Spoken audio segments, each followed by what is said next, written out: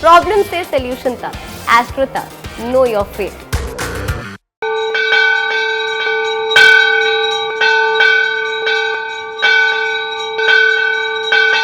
केदारनाथ शिव के द्वादश ज्योतिर्लिंगों में सबसे महत्वपूर्ण।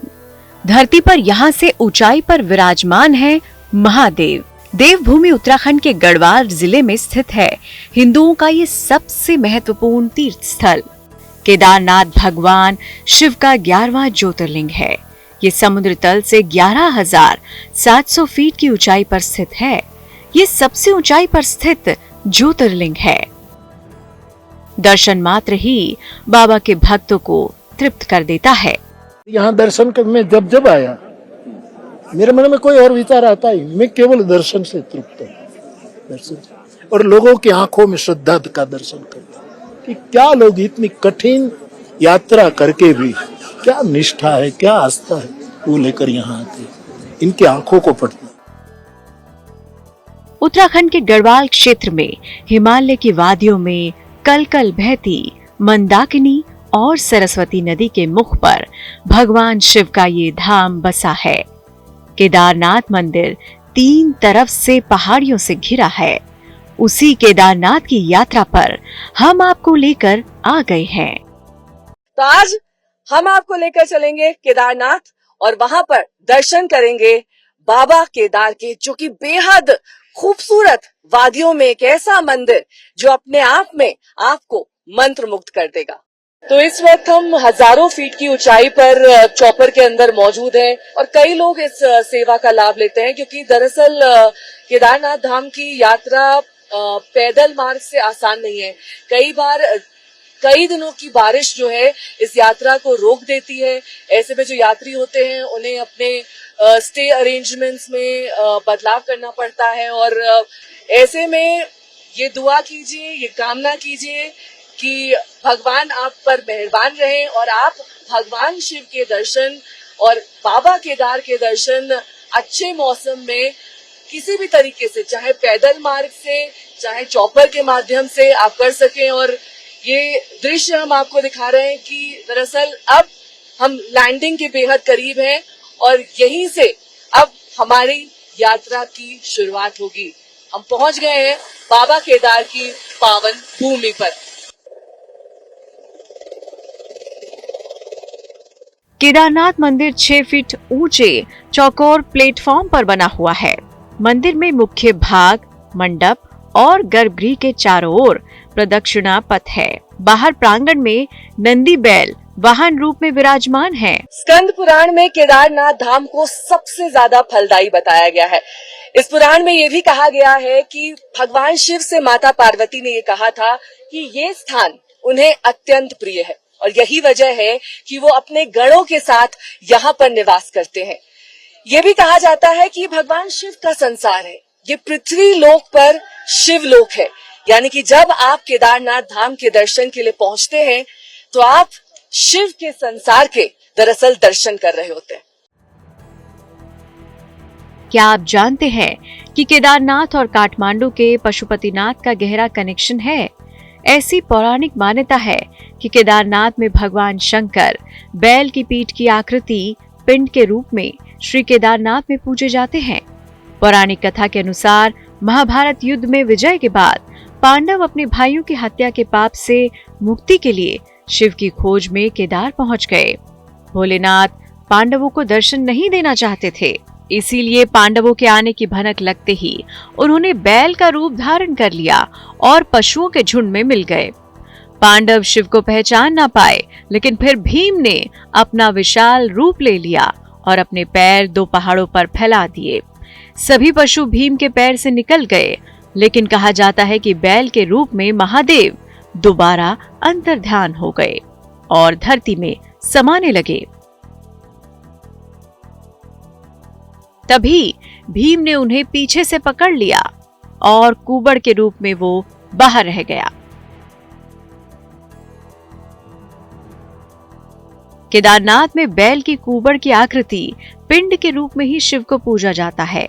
माना जाता है जब शिव बैल के रूप में अंतर्धान हुए तो उनके धड़ का ऊपरी भाग काठमांडू में प्रकट हुआ यहाँ शिव पशुपतिनाथ के रूप में विराजमान है। शिव की भुजाएं तुंगनाथ में, मुख रुद्रनाथ में, नाभि मदमहेश्वर में और जटा कल्पेश्वर में प्रकट हुई। इन चारों स्थानों और केदारनाथ को पंच केदार कहा जाता है। फिर यहाँ पर जो है पांडव लोग पहुंचे थे। पांडवों ने इस जगह को जो है मतलब द्वापर काल के दौरान उन्होंने जब उनको यहाँ पर भगवान के द्वारा भगवान वेद व्यास की वाणी से उनको यहाँ पर आदेश हुआ था कि आप हिमालय में जाइए, अगर आपको मोक्ष की प्राप्ति करनी है तो देवभूमि उत्तराखंड है, जहाँ देवात्मा हिमालय है, और वहीं पर जो है श्रीहरि का निवास बद्रीनारायण है, और वहीं पर भगवान शिव का जो मुख्य स्थान है वो केदारेश्वर है। वहीं पर आपको एकदम वैकुंठ की प्राप्ति हो जाएगी, मोक्ष की प्राप्ति हो जाएगी। इसलिए इस क्षेत्र को 12 ज्योतिर्लिंगों में सर्वप्रथम माना जाता है और सिरमौर माना जाता है। दूर दराज से लोग आते हैं, देश ही नहीं विदेश से भी यहाँ पर बहुत सारे ऐसे श्रद्धालु हैं जो इस पावन धाम के दर्शन के लिए बहुत लंबा सफर तय करके यहाँ पहुँचते हैं। कैसा रहा आपका अब तक का सफर? बस बापू की कृपा, महादेव की कृपा, केदारनाथ में आ गए। तो लगा नहीं इतना लंबा है, कठिन है कुछ नहीं, महादेव ने बुला लिया तो आ गए। आपका क्या नाम है? जिग्ना। जिग्ना जी। जिग्ना जी कहाँ से आई हैं आप? गुजरात से। गुजरात में कहाँ से? अमरेली बाबरा। अमरेली से। मंदिर के दर्शन हो गए? एकदम एकदम कैसे दर्शन हुए? बहुत बढ़िया दर्शन, कैसी शांति अनुभूति से, रही? बहुत आनंद, यहाँ से निकलने का ही मन नहीं कर रहा है। बाबा केदारनाथ के दर्शन करना चाहते हैं तो दर्शन के समय का भी ध्यान रखें। केदारनाथ जी का मंदिर आम दर्शनार्थियों के लिए प्रातः 7 बजे खुलता है। रात 8:30 बजे केदारेश्वर ज्योतिर्लिंग का मंदिर बंद कर दिया जाता है। बाबा के लिए ये दूसरी चक्कर है। एक चक्कर में यहाँ पर बाबा का मंदिर भी था और एक लंगर था खाने का, बाकी कुछ नहीं था। अभी आया, ये अभी बुलाया बाबा ने मुझे केदारनाथ में। अगर आप बाबा केदार के दर्शन करना चाहते हैं तो इस धाम के बारे में और बात समझ लीजिए। केदारनाथ के कपाट साल में अप्रैल और नवंबर के बीच 6 महीने के लिए ही खुलते हैं। 6 महीने के लिए बाबा केदार अपने शीतकालीन गद्दी स्थल ऊखीमठ में प्रवास करते हैं। इसीलिए ऊखीमठ को सर्दियों का केदारनाथ कहा जाता है। ऊखीमठ केदारनाथ से करीब 25 किलोमीटर दूर है। इस मंदिर से जुड़ी कई सारी पौराणिक कथाएं हैं, कहानियां हैं, ढेर सारा इतिहास है। 6 महीने आप इस मंदिर के दर्शन कर सकते हैं और 6 महीने पूरी तरीके से कपाट बंद रहते हैं। जब कपाट बंद किए जाते हैं तो पूरे विधि विधान के साथ पूजा अर्चना की जाती है और उसके बाद जब दोबारा कपाट को खोला जाता है तो एक बार फिर से वही विधि दोहराई जाती है। लेकिन जब मंदिर के कपाट बंद होते हैं तब यहाँ के पुजारी एक दीपक मंदिर के भीतर जलाते हैं। ठंड होने के बावजूद जब दोबारा 6 महीने के बाद कपाट खुलते हैं तो दीपक की लौ ज्यों की त्यों बनी रहती है। ये बेहद अद्भुत और अलौकिक करिश्मा सिर्फ इसी मंदिर में देखा जा सकता है। कहते हैं जब मंदिर के कपाट बंद होते हैं तब बाबा भैरव स्वयं इस मंदिर की रक्षा करते हैं।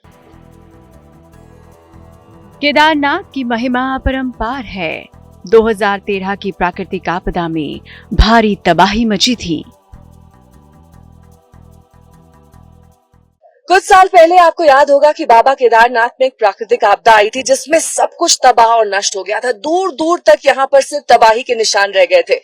लेकिन ऐसी मान्यता है कि ये वो पत्थर था जिसने बाबा केदारनाथ के इस मंदिर की रक्षा की। इसने इस पार बाबा के धाम तक, बाबा के इस पावन मंदिर तक उस मलबे को नहीं पहुंचने दिया। यही वजह है कि यहाँ पर श्रद्धालु पहुंचते हैं, इस पत्थर की पूजा अर्चना करते हैं।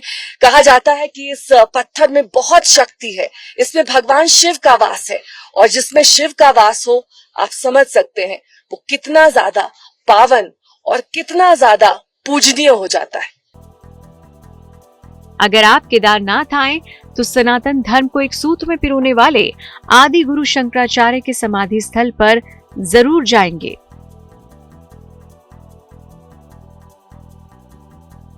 केदारनाथ मंदिर के ठीक पीछे ही आदि गुरु शंकराचार्य का समाधि स्थल है।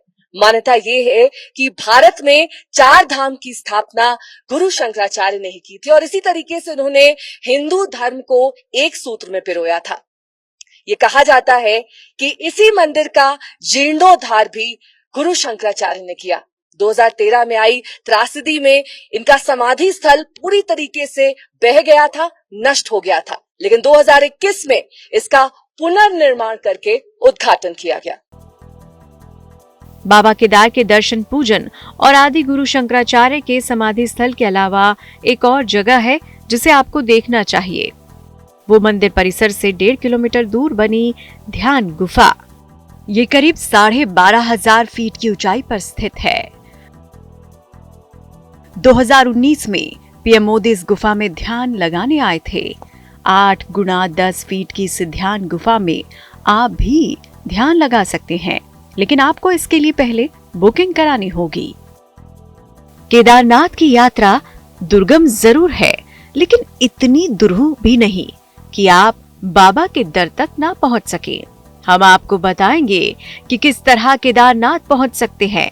अगर आपको बजट की चिंता नहीं, तो आपके लिए हवाई सेवा का विकल्प भी है।